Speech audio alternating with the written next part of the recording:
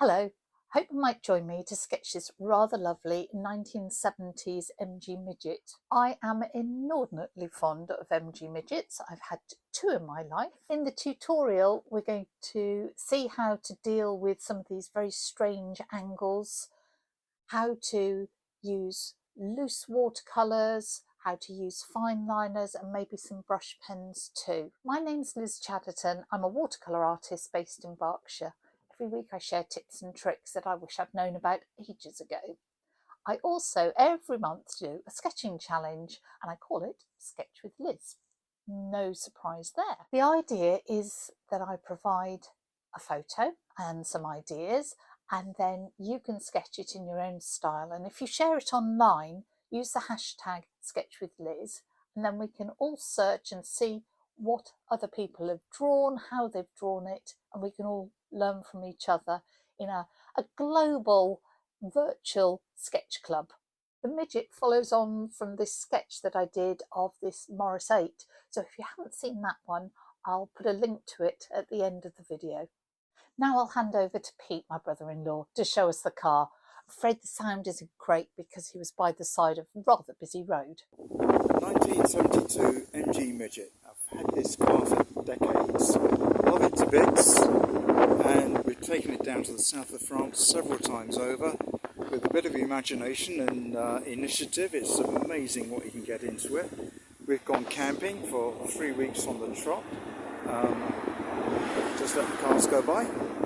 3 weeks on the trot down the south of France. We've packed garden chairs, books, beach mats, wine glasses, the lot. Amazing car. Let's do a sketch of this 1972 Midget then. And I've printed it out rather poorly. The printer must be on the blink, but I will put this onto the screen as much as possible, as long as it doesn't get in the way. It's worth just having a quick look before you start, because there's all sorts of foreshortening going on here. And I like to measure. Now, obviously measuring is easier on a photo, but in real life, just stick your arm out, close one eye and run your thumb up and down the pen to mark different lengths so that you compare like with like. And I want to look for that halfway, and I reckon it must be about on that headlight. That's not far off, maybe slightly over. So what I'm measuring is from sort of the edge of that headlight to the edge of this headlight, and then from the same point to the back of the car. So the headlight is pretty much halfway. And I think that might surprise you, because our brain will be saying, but the car is longer than it is wide. Well, no, because we've got that foreshortening. It's worth looking, say, where the bottom of the tyre goes, and that's level with this headlight. It's worth looking, say, where the edge of the windscreen is, and just getting some of those ideas. Maybe the height, say, to the wheel arch from the bottom of the tyre might be quite an interesting proportion, because that is just under half of the total height. So from there, yeah, just under half. And if we use that same measure, just have a little look, it's 1, 2, about a third of that width. So again, that might be quite surprising, because your head is telling you one thing, your eyes are telling you another. Trust your eyes, not your brain. I've got a piece of hot press paper here. It's about 32 centimetres by, I can't remember, 25, which is 10 inches by about 13. I'm using hot press, don't usually do that, but I always think it is a good idea to challenge yourself. I reckon that wheel arch was possibly coming up to about half. There we go, that's half. We reckon, where's the central point here? And we want it to be about there. I penciled out a little border because I naturally tend to always fill the paper, and I do want some clear space around this car, and I just thought that might help. I am using a grey brush pen. This one is actually from Smith's, but it's equivalent to these Tombow pens. They're water soluble, so that if we draw with them, then when we do put watercolor on, all our lines will disappear. Big advantage of drawing with a pen rather than a pencil is that you're not so tentative. When you've got a pencil in your hand, you know full well that you can rub it out.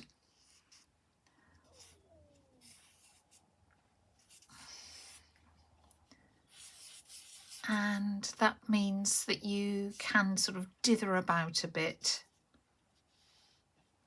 Oh, another tip is to feel the angle. Place your pen and feel the angle.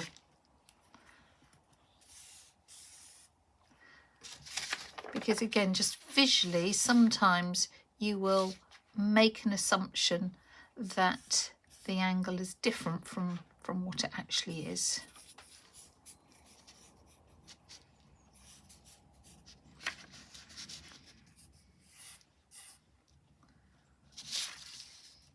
Worth looking where these marks come.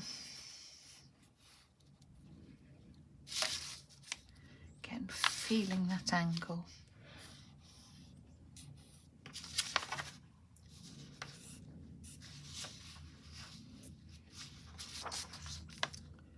Might look there.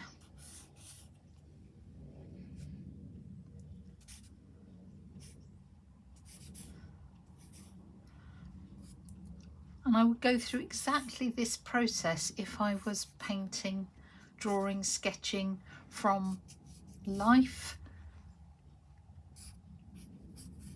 of looking for big shapes, measuring, challenging myself, saying, am I seeing what I think I'm seeing? Am I just making it up? Or is that real? Looking for horizontals and verticals so that we are not making any assumptions about what's going on. Those are the rough proportions. We're going to try and keep it fairly loose, not overly commit ourselves until we're pretty sure we're on the right path, which I now am. You know, I'm just looking, for example, so that's the back corner that will sort of coincide with that roof. So I had got that a little bit wrong. So even when you've got things down on paper, challenge yourself. Do not make assumptions. So this is my brother-in-law's car, and I'm very grateful to Pete for letting us draw it. I am inordinately fond of MG Midgets. I've owned 2 in my life, which was, they were just brilliant fun to drive. It's sort of like a motorised roller skate really, but don't tell Pete that I said that. You could push into any queue of traffic with a cheeky grin. May have helped that I was considerably younger there and could get away with lots of things. But people usually so busy laughing at you that they let you in. A lot of people have gone through MG Midgets, so when you did break down, which was really regular because they're that sort of car, it was old when I had it, it would be considerably older now. Yeah, someone would always stop and help because they used to have one. And I mean, even now people, when you're driving in the MG, other MG owners always wave, flash their lights at you. There's a real camaraderie. It's a special club to be in. One time, so I had, first of all, I had the yellow Peril. My first MG was sort of mustardy yellow. I thought it was so cool. Yeah, broke down in that on the side of the motorway. Overheated. I think in the end it was a cracked overhead cam. or something. It was expensive, I do remember that. Anyway, I ended up with another MG stopping to help me and a police car stopping to make sure I was okay, because he used to have a Midget, and then friend turned up to give me a tow back as well. I'm not sure you're allowed to tow on a motorway, but we did. That was scary.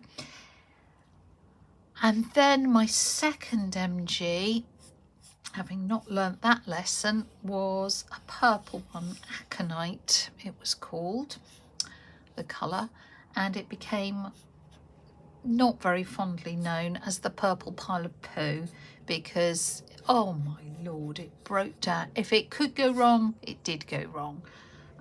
And luckily, shortly after that, I changed jobs, and I did have a company car at that point. One time, so this say, late 90s, I was working a particular company and broke down in the car park at work, and our managing director, bless him, was just about to go off to fly off somewhere, sort of suitably managing director-ish, and said that he sort of took pity on me and let me drive his very large Mercedes home, because it was just going to be sitting in the car park at work and I couldn't get home otherwise. I lived quite a long way away.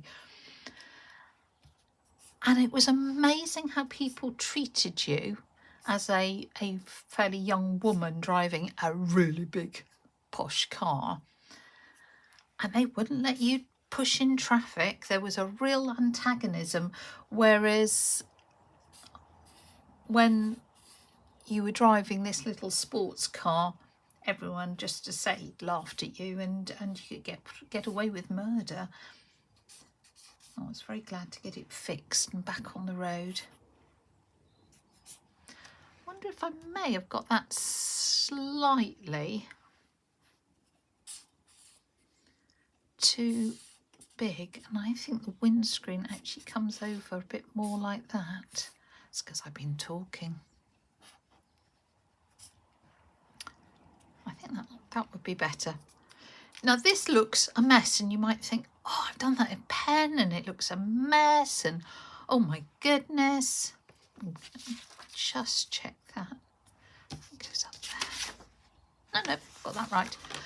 But all this will just dissolve away into our watercolour washes, so have no fear. Now grabbing a fine liner, and a fine liner is just, it's waterproof. This one's black. Usually it's black. You can sometimes get sepias, browns and greys. This one's black, and it has the width of the nib is marked, so this is a 0.3, and I think for the size of paper that's probably quite a good place to start.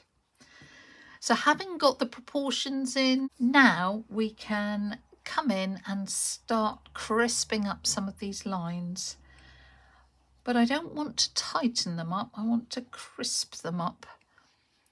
So I'm still going to keep my line work kind of loose, and I'm still challenging myself just in case I've made some fundamental error. Just double checking, and I've actually got the picture on my iPad to have a look, because the print isn't very good. If you see me reaching across to zoom into my iPad, it's just so I can see what's going on and double check a proportion or something that I'm just not 100% convinced about. And if you can't see something, don't just guess at it, because, well, that's what goes wrong.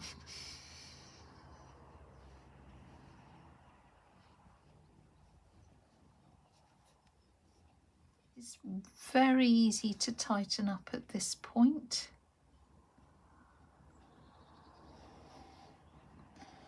So endeavour not to. of course that is easier said than done.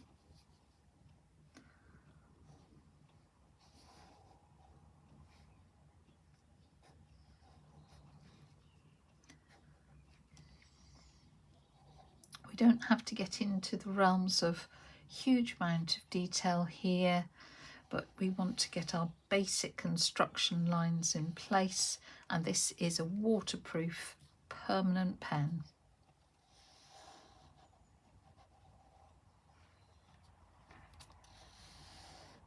If I remember correctly, the sills were always rusting on my MG anyway. Just as I come through the sills, it always seemed to fail its MOT on its sills. You'd have them welded again and off you go.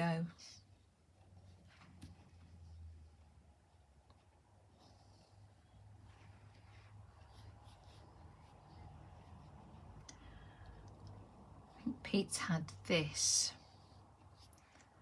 I'm not sure from new, but since he was sort of 21 and he's rebuilt it from the ground up. It used to be sort of concourse standard. It certainly isn't now. It's a little workhorse, like he said in the video.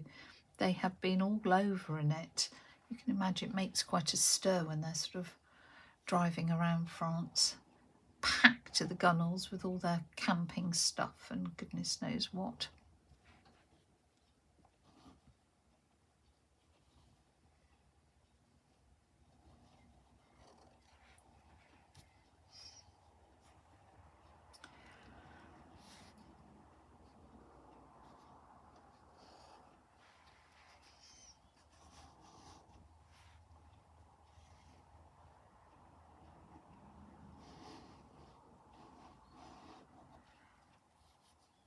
So if you haven't seen the other vintage car films that I've done, there's one with a Morris 8 and one with an MGA, so you might enjoy those too.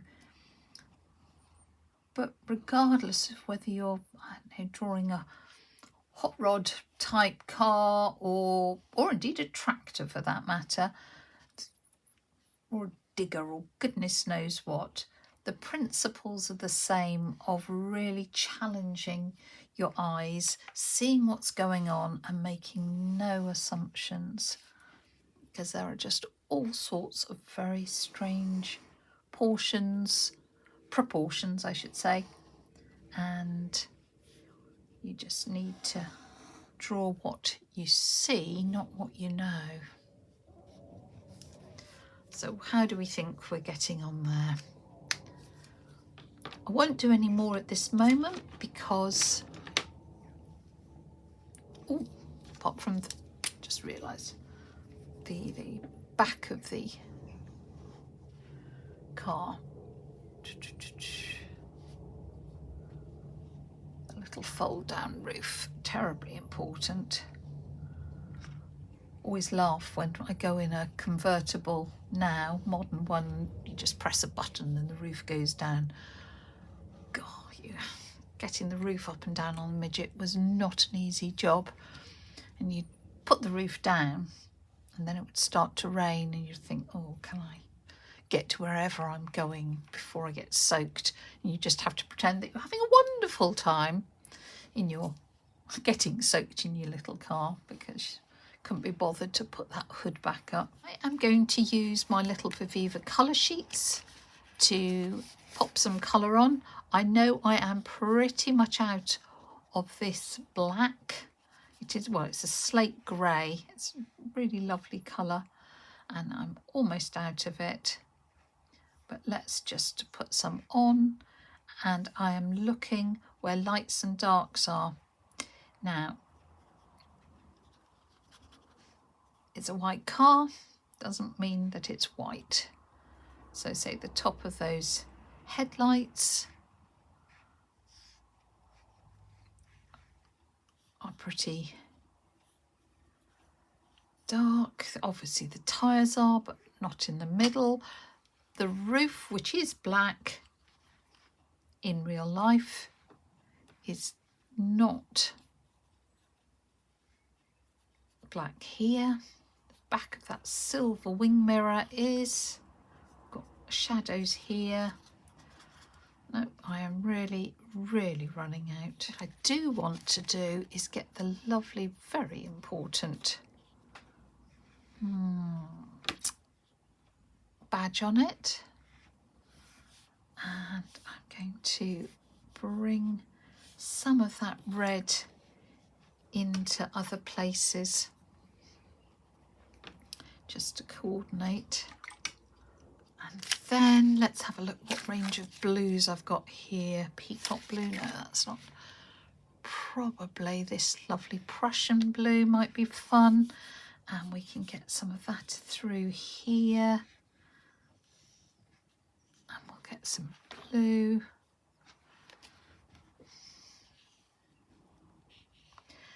And I'm putting that colour on pretty loosely, absolutely on purpose.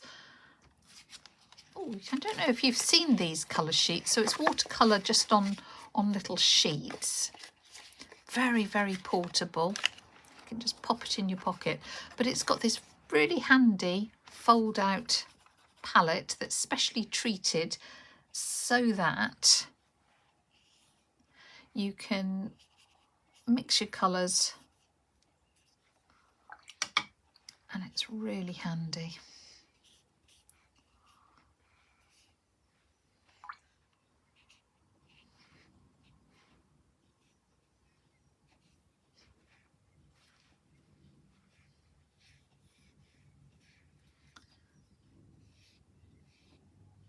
So we're letting those colours wiggle and wander around.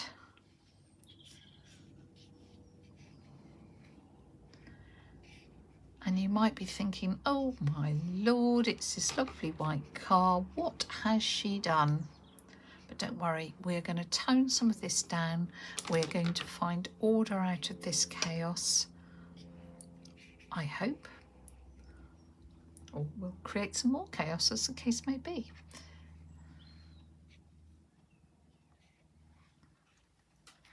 So we need to let that dry and settle down. Look how nicely this is dried. I love some of these marks. We now need to calm down some of the colour, because this is a white car. We need to put in some reflections. What I'll use for those are the double-ended pens. Say those are the Smith's ones, or there's a Tombow there, and I will use the brush end of that. I'd always think about starting lighter, so choosing one of the light greys before you go on to something darker, just in case it's too much. You can always layer it up, darken it down, but you can't take it off quite as easily. Now I know that under the wheel arches is really dark, so I could, just looking for a pen, so I can definitely go dark in there with no fear.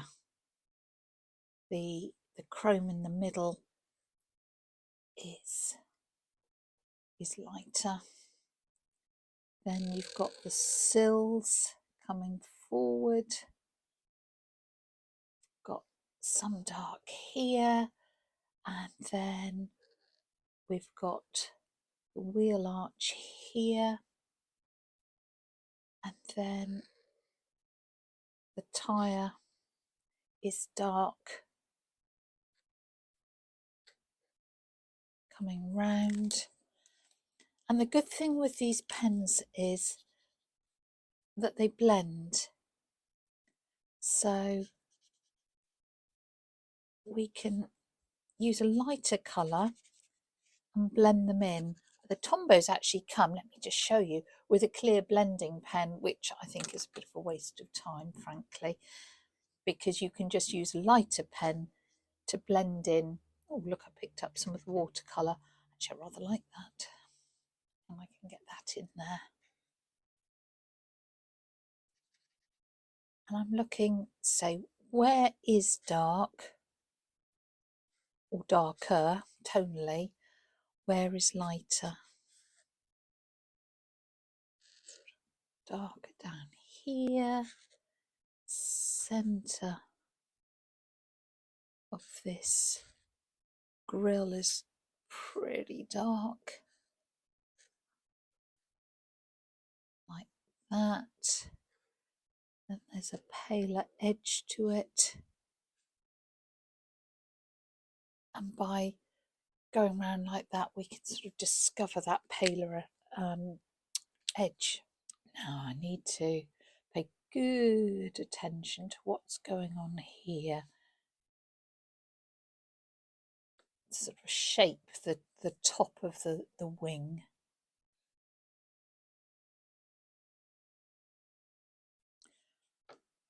Such lovely little cars. So the pen is picking up a little of the watercolour and moving it around, but actually I'm quite enjoying that.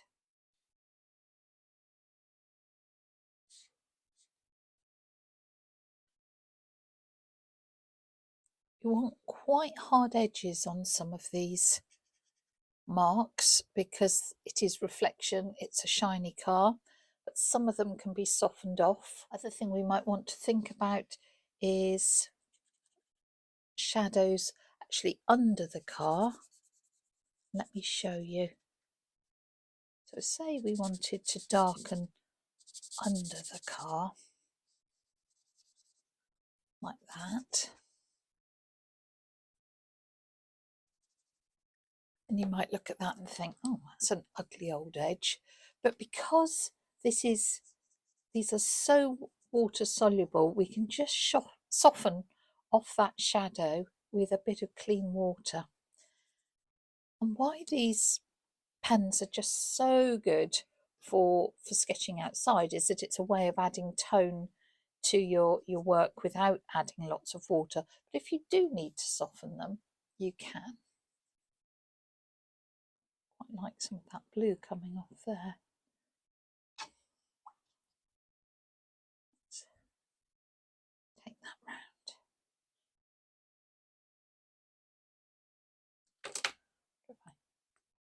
Just picking up some of the blue from this very concentrated area like this, and then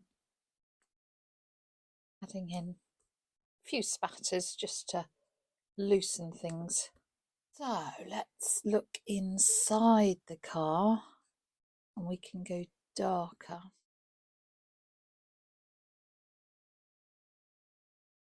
Something in the windscreen there. Back of this mirror is pretty dark, isn't it? Other great thing you can do with these pens is a bit of negative. So I want to do the number plate.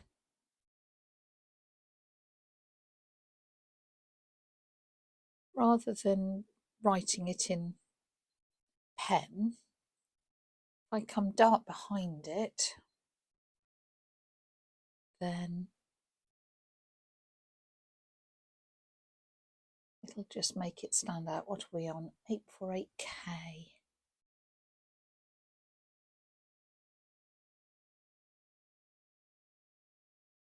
Let's hope I can fit this in.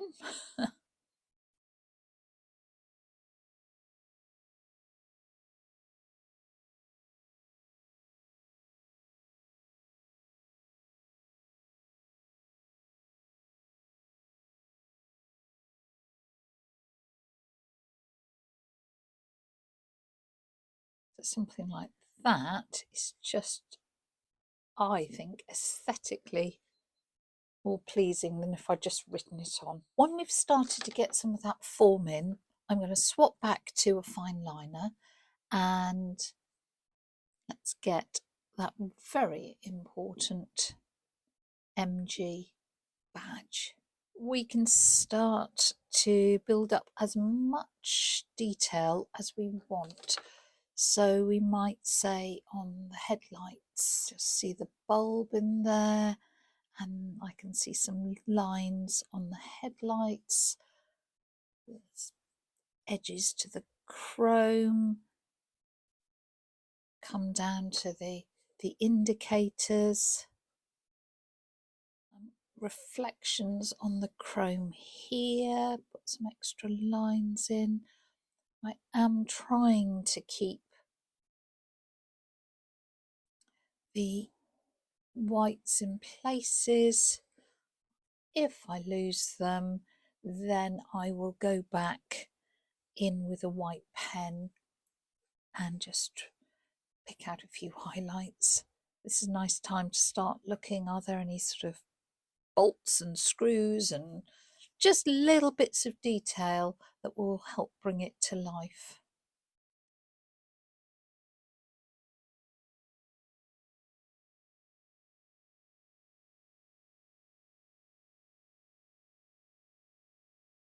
If you spot an area that needs a bit more tone adding, well, definitely go back in with your tonal pens and just build those layers up. I'd like lots more detail.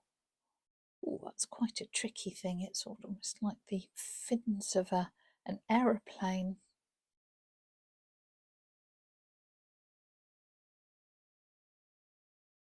I would like some tread or some detail. Down here there's another little badge. There's a curve in the bodywork and line along the sill. Haven't put in the support for the wing mirror.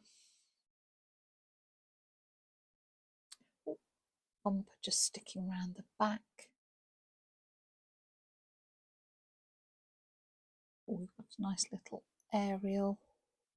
Like to get that in just because it breaks up that outline. Actually, you can just see the reflection of the aerial in the car. So I'm working around the car and adding some of those details. Oh, there is some sort of line in the bodywork and a little badge there. Now I am finding this a little bit dull. It's such a beautiful car and it just doesn't look very happy to me. So this is where I am going to slightly go off piste. I will either add in, I'm thinking a nice cheery, oh look, chrome yellow. Let's just check that. Cheery yellow or maybe more of a yellow ochre? No, maybe a bit more of a yellow ochre in place. It will feel like it is reflecting some sunshine. Because we are telling a story in our painting. We're always telling a story, how the subject makes us feel, rather than just describe it as, oh, it's, you know, a car here or a whatever it is. I've removed the pencil line round the edge and rather annoyingly it's scuffed the paper, which is really poor, but I think I can just crop it down like that. I would just like to bring this front wheel forward and give it some gravel to stand on.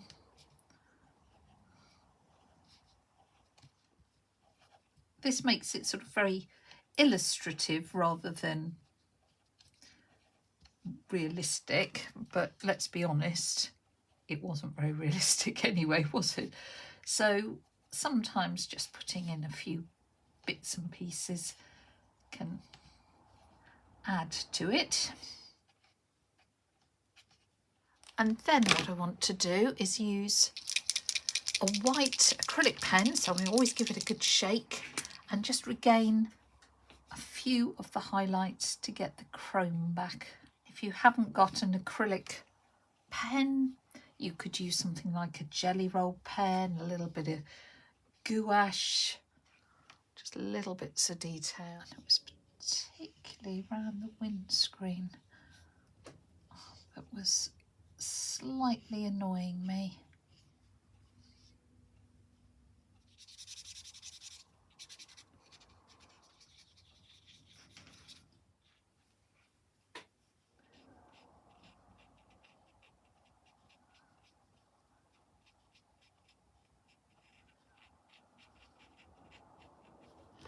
So I hope you've enjoyed that quick sketch of this lovely car from 1972. You can use some of those techniques next time you're out about sketching.